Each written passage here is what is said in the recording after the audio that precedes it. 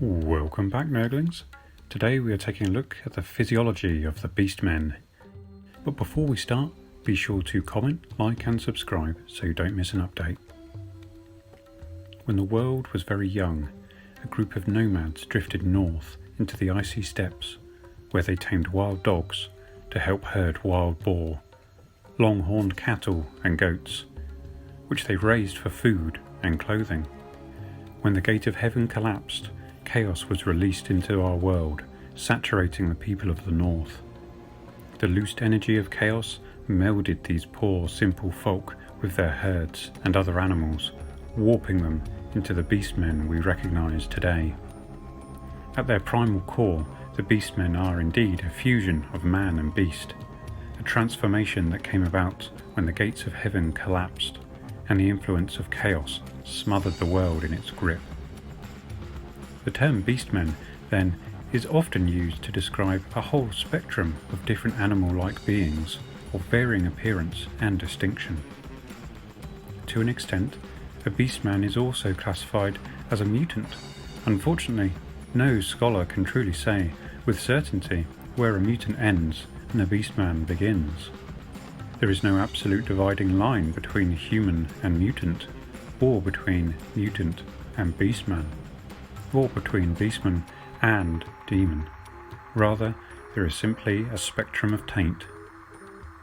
Of note, lizardmen, naga, blemmies, centaurs and even orcs and goblins are all classed as beastmen by some, whose natural inclination is to denigrate anything other than a pure-blooded man as touched by chaos. Nevertheless, all beastmen are seen to be spiteful and mean-spirited creatures that revel in bloodshed and chaos. They loathe order and the very concept of civilization in all its forms.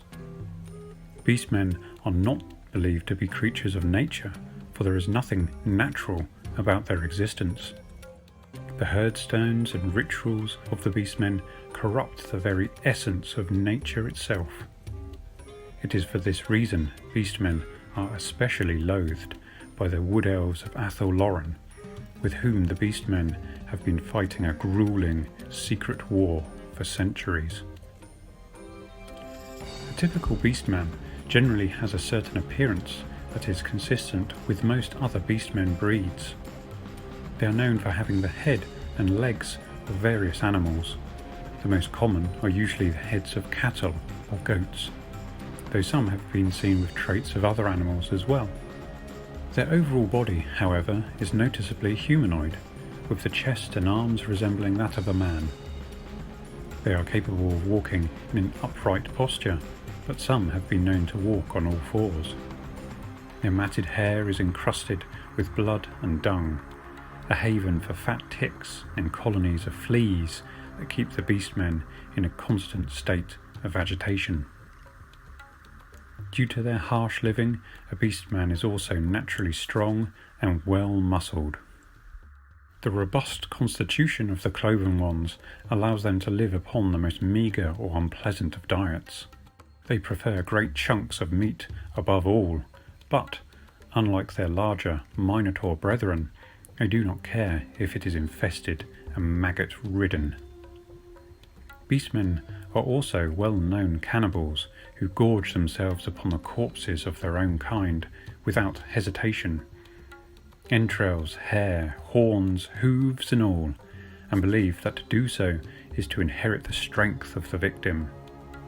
This diet of dead meat is supplemented with grubs, hairy-legged spiders, poisonous centipedes, plump blowflies and other unsavoury foodstuffs, as well as the occasional lost child or lone woodsman.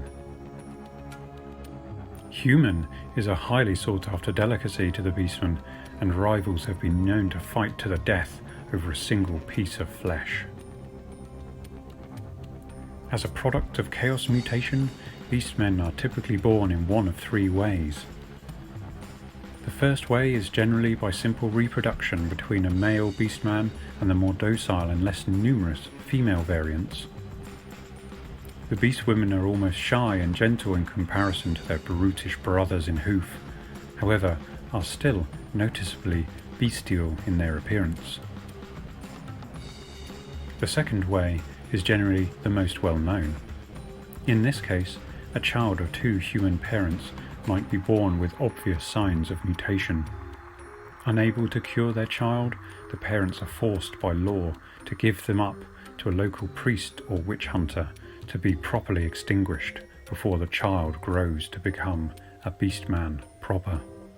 However, most parents are incapable of doing such a thing, and so, to both expunge the child from their lives as well as the parent's sin, they would leave the child alone in the forest to die by the elements. By doing so, the parents consider themselves cleaned from their actions and allow the gods to do what they wish with the child.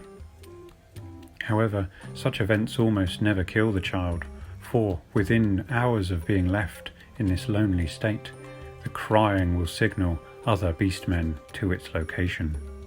By then, the beastmen would take the child as their own, and in doing so, swell the numbers of the tribes ever further.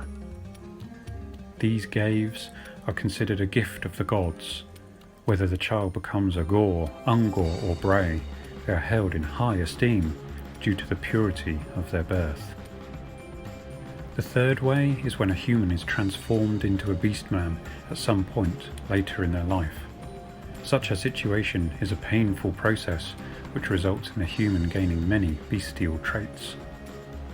Neither fully human or fully beastman, these creatures known as turnskins are never truly accepted by either human or beastman societies.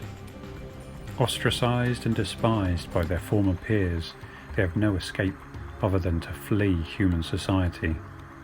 Many of them become renegades, and some manage to join a beastman tribe who may accept them as slaves.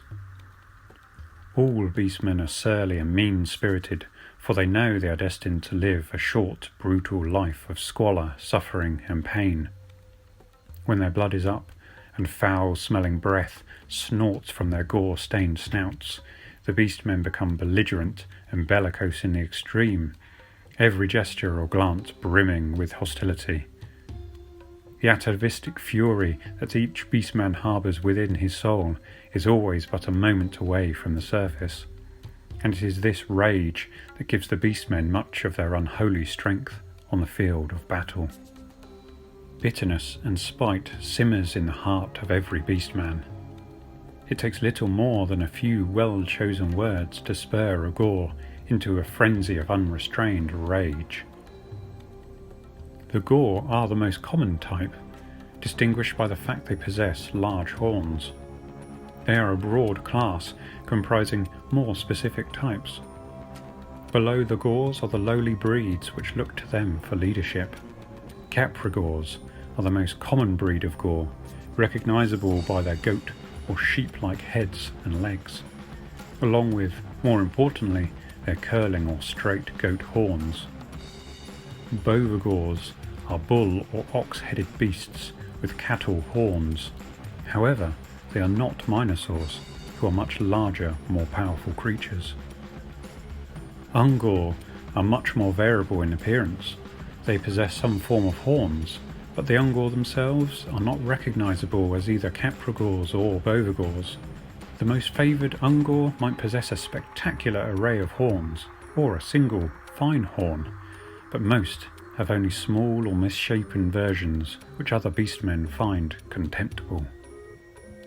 They also bear the most humanoid appearance, much like Pan. Finally, the Brays are a lowly breed of beastmen. Their name refers to the braying cacophony they make when they feast or fight together. Brays can appear in any form and are mainly distinguished by the fact they lack any kind of horns. Bray shamans are the intermediaries between the tribe and the gods. The majority are not powerful enough to challenge the tribal leader, but some ambitious ones are more than willing and able to fulfill both positions. Shamans are marked apart from other beastmen by their heterochromatic eyes, with one eye typically being a different colour than the other. The specific colours are believed to signify the favour in which the shaman is held by a particular power. A shaman might repeat the colours of his eyes in his robes so that he might display the favoured colours of the Chaos gods. Minotaurs are massive beastmen with the head and hind quarters of a bull. Standing nearly 10 feet tall, Minotaurs are a class of beastmen unto themselves. They are notable in their smaller numbers, which they more than make up for in their sheer strength and size. Notable mutations and variants of the beastmen exist. We have already noted that scholars across the old world disagree about the true definition, but most can agree that the following are indeed beastmen worth mention. Eastern beastmen are tiger-headed and said to dwell in the kingdoms of Ind, noble but fickle beings, as likely to burn villages as they are to protect them. Whilst monkey warriors are said to live in the mountains of Heaven and Cathay. Ape men live in the Southlands, tribes of primitive, human-like primates who make use of tools, weapons, and cunning in attacks on the other inhabitants of the jungles. Where ape ends and beastmen begin is unclear to many. Lake men are amphibian-like beastmen found primarily in the Leonian region of the Forest of Ardennes, staging attacks from the waters that seem to hold little regard for the other beastmen breeds as they attack each other on sight. Beast fiends. Unlike those children of chaos found elsewhere in the world, beast fiends, variants of beastmen, have little resemblance to mankind. Instead, these creatures of the southern wastes are fusions of beasts and demon. The sounds of distant battle will cause a beastman to prick up his tufted ears in an instant. A fight or duel upon a woodland path will invariably bring dozens of beastmen from all about in a very short space of time. Above all, though, it is the trappings of progress and civilization that fan the embers of hatred burning within each beastman's breast. A mere glimpse of bright colours, especially the colour red, will often be enough to get a beastman's pulse racing with bloodlust. The sight of a proud flag or coat of arms, a pristine uniform or a magnificent statue elicits a powerful reaction in the beastman, for the things of order are anathema to the children of chaos.